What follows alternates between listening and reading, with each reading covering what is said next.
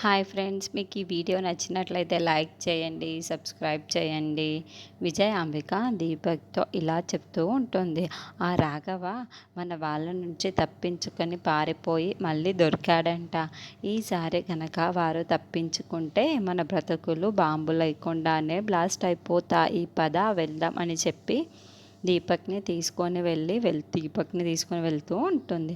ఆ మాటలన్నీ కూడా రూప విని చాలా షాక్ అయిపోతూ ఉంటుంది. అంటే ఇన్ని రోజులు ఆ రాఘవ గారిని అత్తయ్య కిడ్నాప్ చేసిందన్నమాట. వెంటనే ఈ విషయం అమ్మకి రాజుకి చెప్పాలి అని విజయాంబిక వాళ్ళని వెనుక ఉన్న ఫాలో అవుతూ ఆటోని ఇక ముత్యాలు, రాజు, శ్వేతకి పెళ్లి చెయ్యాలి అని ముహూర్తాలు పెట్టడం కోసం అని పంతులు గారిని పిలిపించి ముహూర్తాలు చూపిస్తూ ఉంటుంది.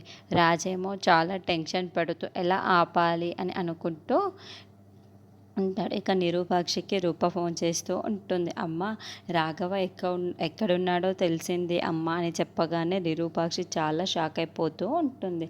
అవునా, ఎక్కడున్నాడు అని అడుగుతూ ఉంటే విజయాంబిక అత్తయ్యే ఆ రాఘవని కిడ్నాప్ చేసిందమ్మా అని రూప చెప్పి విరూపాక్షి అత్తయ్య ఆ రాఘవని కిడ్నాప్ చేసింది అమ్మ అని చెప్పగానే విరూపాక్షి చాలా షాక్ అయిపోతూ ఉంటుంది. మరి రూప రాఘవని పట్టుకుంటుందా లేదా అన్నది మనం నెక్స్ట్ ఎపిసోడ్లో చూద్దాము.